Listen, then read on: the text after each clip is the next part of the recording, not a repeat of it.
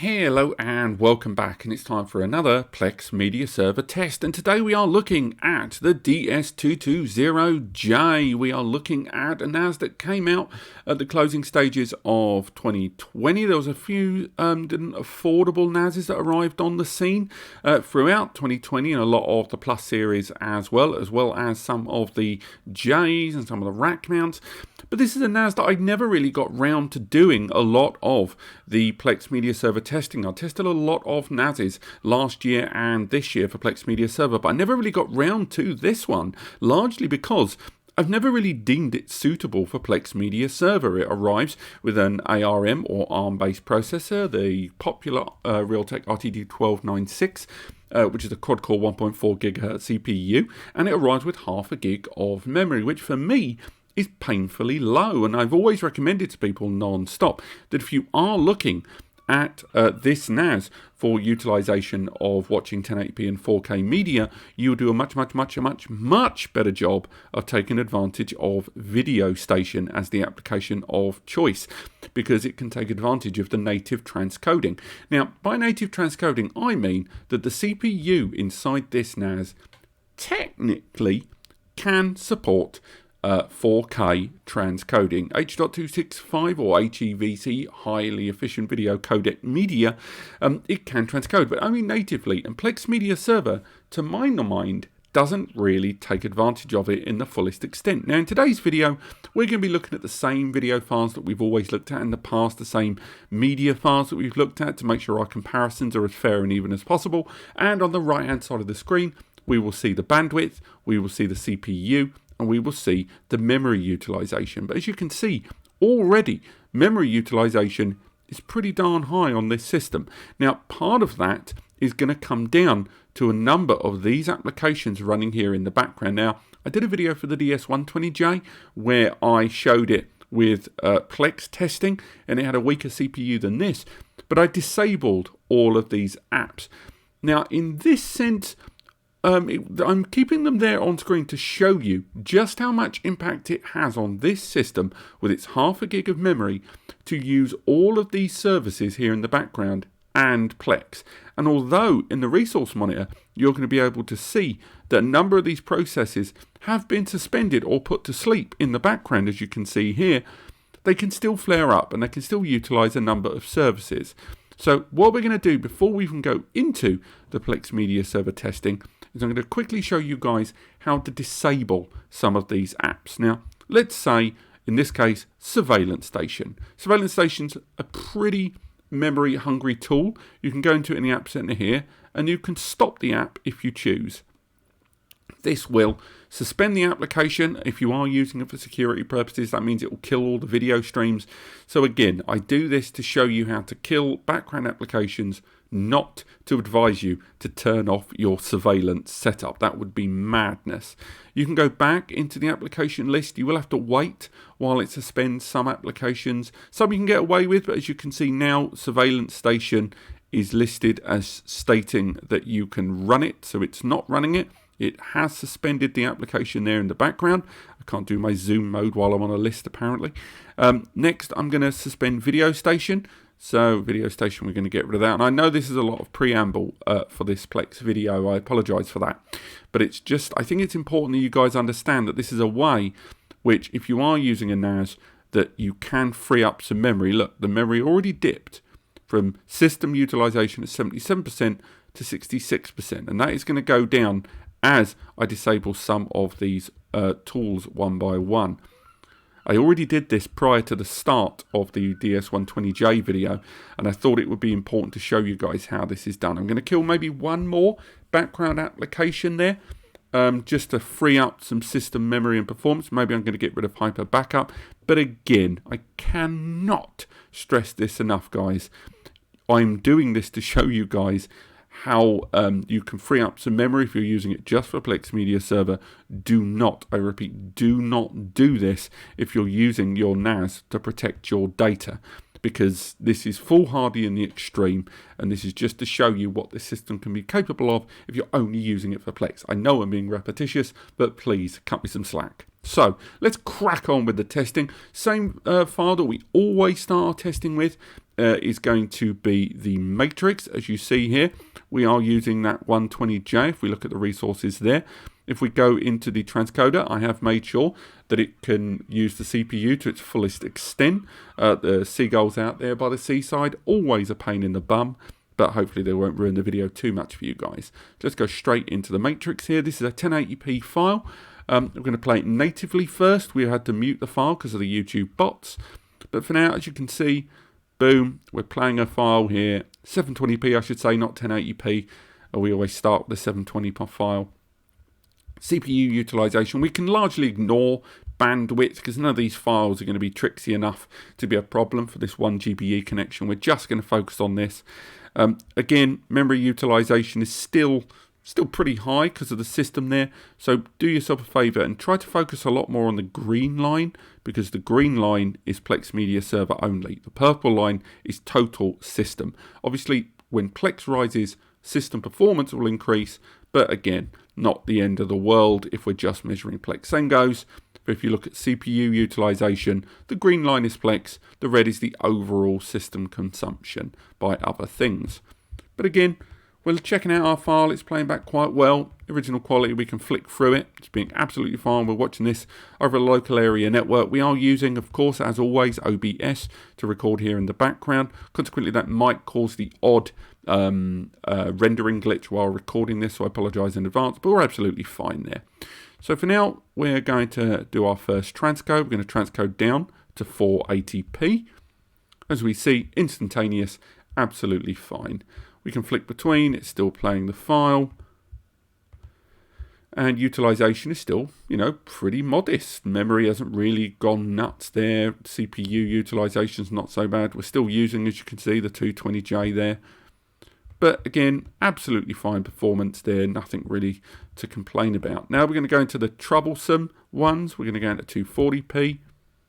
Go for that one there. Zoom out. Again, this is where we start to sort out the men from the boys, and we start to see that encoding happen and take a little bit more system resources there.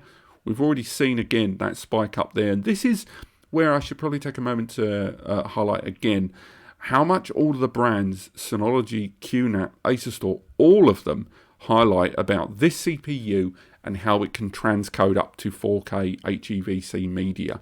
In Plex, it doesn't necessarily, in most cases, PlexPass or not, have access to that transcoding engine. It doesn't have embedded graphics. It's all still software transcoding, and Plex doesn't have access to that. Consequently, when you try to use those features, CPU utilization spikes dramatically because it has to use raw system resources in order to do it. And as you can see, it's not really staying that far ahead, with the dark orange representing the buffering that's created for the distance. And as you can see, it's barely a second or two.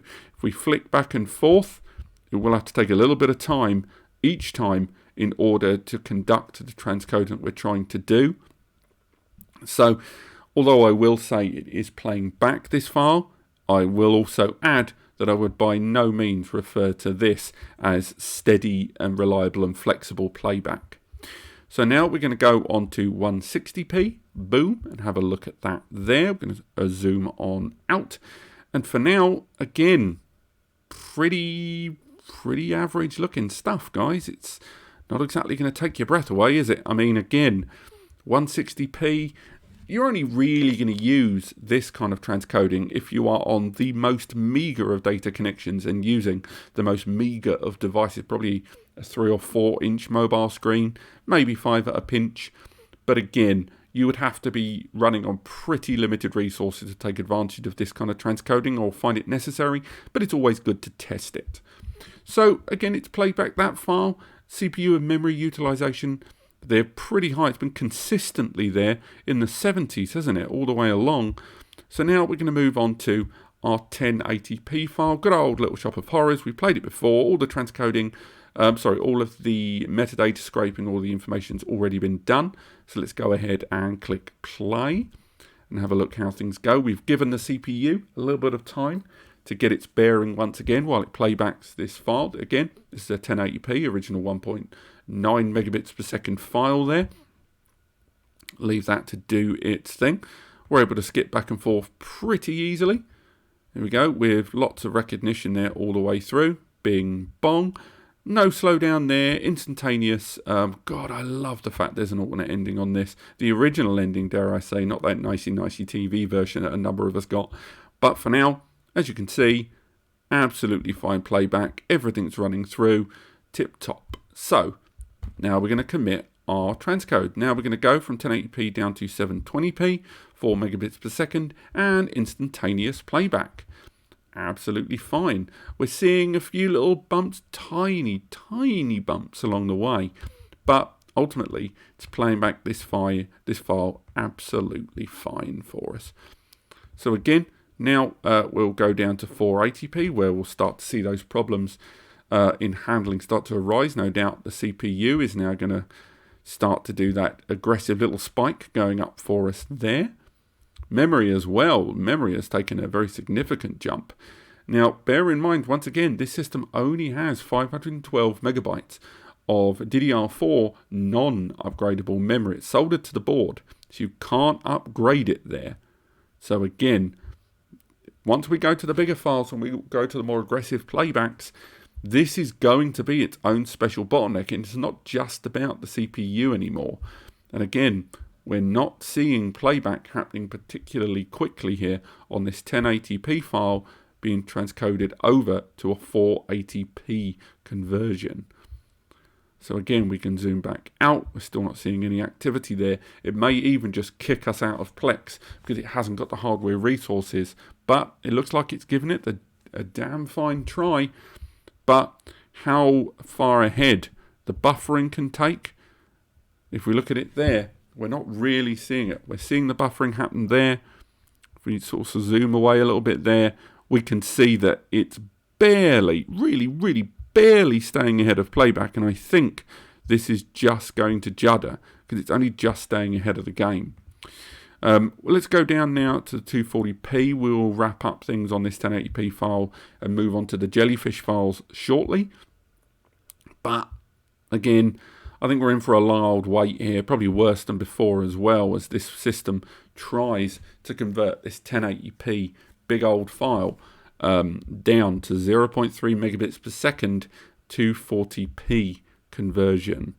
But again, it's not doing the best. And for those of you that are looking at this system as a Plex Media server NAS, maybe you're looking at in some sales, Black Friday, Prime Day, that sort of thing, or you're just looking to get all of your media onto a single media server device for your home or for your friends, family, that sort of thing.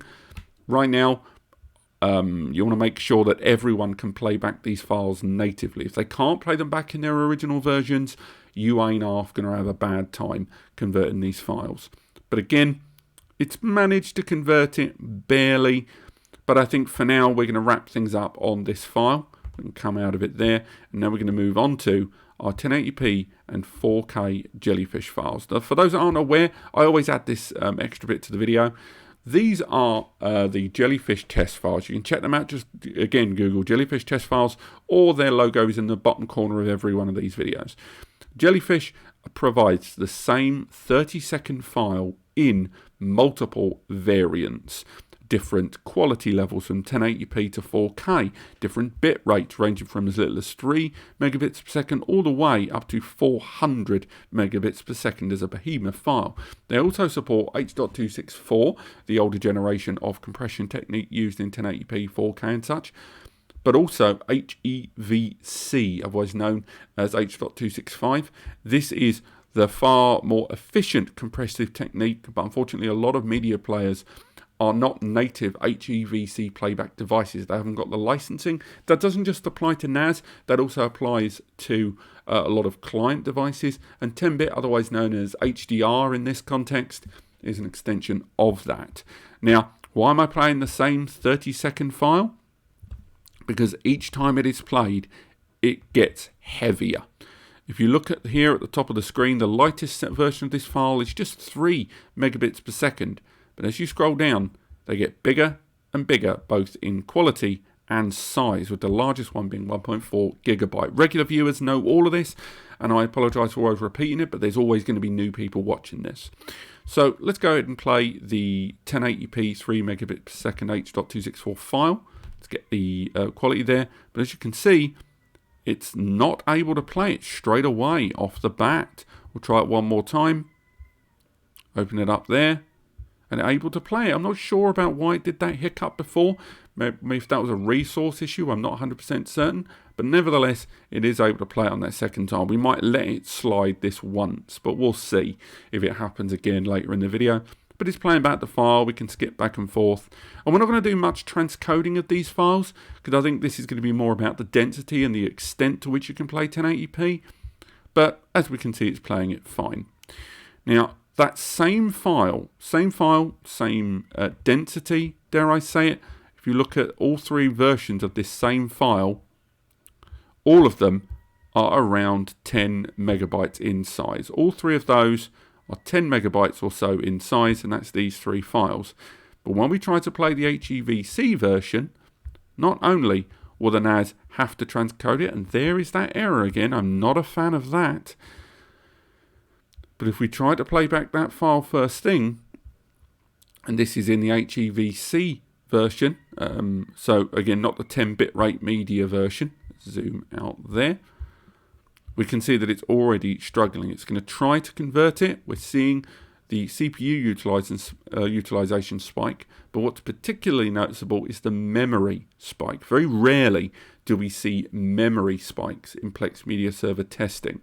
Generally, the CPU is the first bottleneck to crash, and as we see, it's even given up. So it's the same 10 megabit file, but these file formats are where it's really struggling.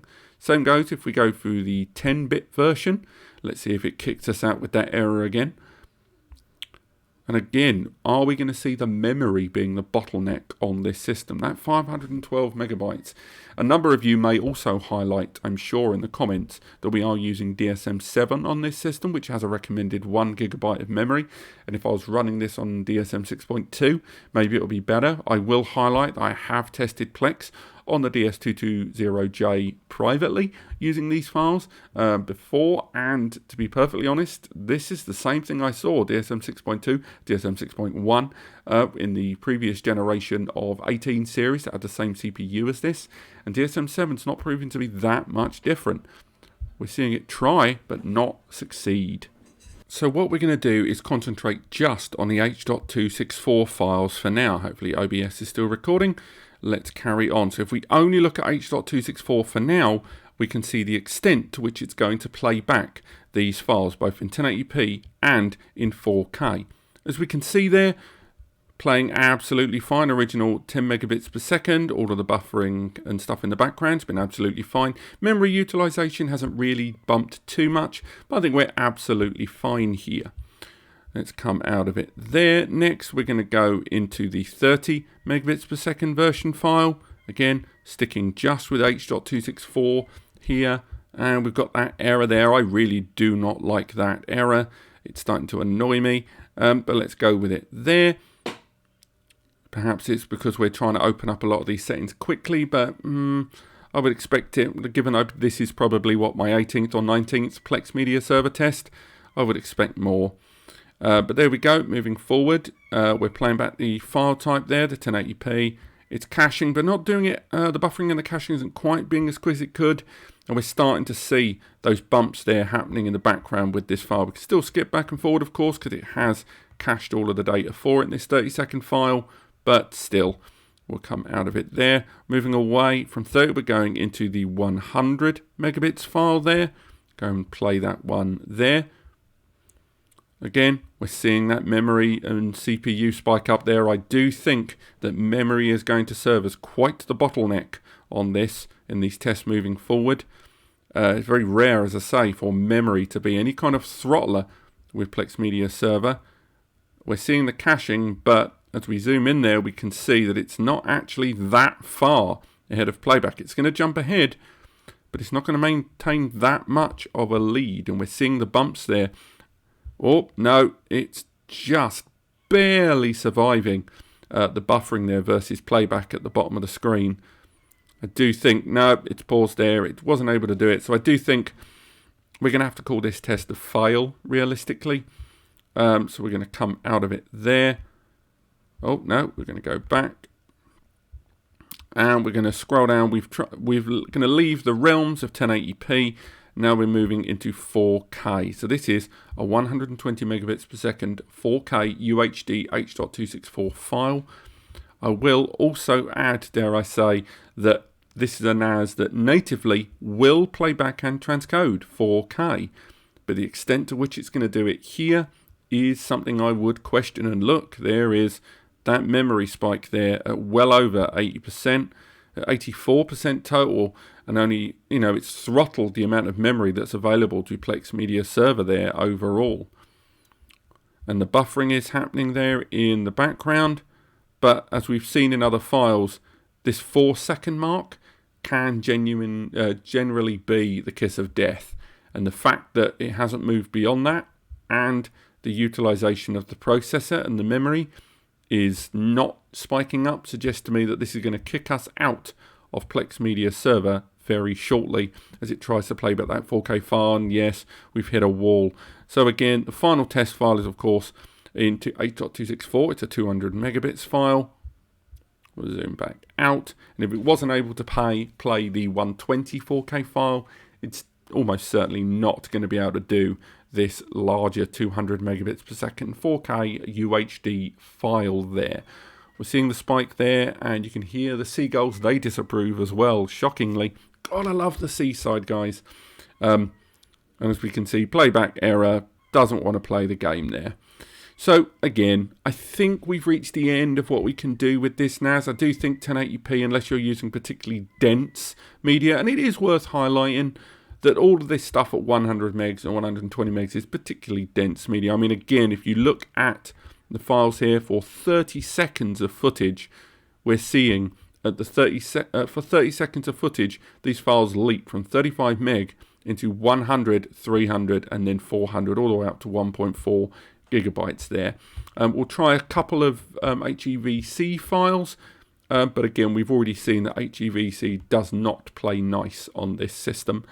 And what can we say about the DS220J right now as far as utilization as Plex Media Server? Well, first and foremost, it is getting absolutely strangled hardware-wise. Look at the CPU there, look at it. Now, it is worth highlighting, as I mentioned earlier in the video, that we are running this on DSM-7, which has its own 1 gigabyte recommended hardware. But again, when we did tests like this on DSM 6.2, which didn't have that recommended minimum, we saw near enough identical results to this late last year. So same architecture, and when we used the 218, which is the same architecture as this system, but a little bit more memory, we didn't see much more than that. But just for fun, let's see. This is our heaviest file. This is the file that breaks NASes. 400 megabits per second, 4K UHD, HEVC 10-bit medium. By break, I don't literally mean break. But very few NASes have played back this file without huge system resource utilization, or just flat out not playing it. Only 4 to date have played back this file fruitfully, and only 2 to date have ever played this file in more than one instance simultaneously. So let's play it and watch to see what this NAS does. Will it even make a run up at the file, or will it just give up? We're seeing the memory and the CPU utilization spike up a little bit there. We're starting to see it peter, and I can hear the hard drives inside this NAS crinkling away in the background. It's worth highlighting I am using quite enterprise level hard drives in this system. Because I just wanted to make sure that the hard drives weren't the bottleneck. I'm using Synology's own hard drive media inside this NAS. A couple of enterprise 8TB HAT 5300 drives. But as you can see, we're not really getting anywhere. I'd feel happier if I saw the CPU spiking more. And the fact it spiked again shows that it is at the very least trying to play back this file. But I'm not 100%. Maybe it will cache a few seconds, but if this is how much time it's taken just to interface with the file, there's no way it's going to be able to buffer that file faster than playback. And as you can see, it kicked us out. But this has been the Plex Media Server 1080p and 4K testing of the Synology DS220J.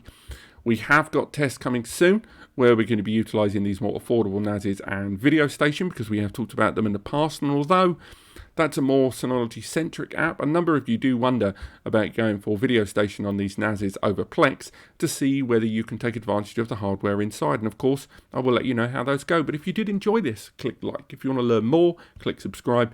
And I cannot stress enough how much you should take advantage of the free advice section over on NAS Compares. It is not made for a profit. It is not a chargeable service. It is literally two guys, myself and Eddie the web guy, giving you free advice. You send us a message at that page. It's in the link to in the description. Contact us. We'll give you free, impartial, human advice. It may take us an extra day or two to answer your inquiries because quite a lot of emails come through there. It may take us an extra day or so. We do have lives. But otherwise, thank you so much for watching, and I will see you next time.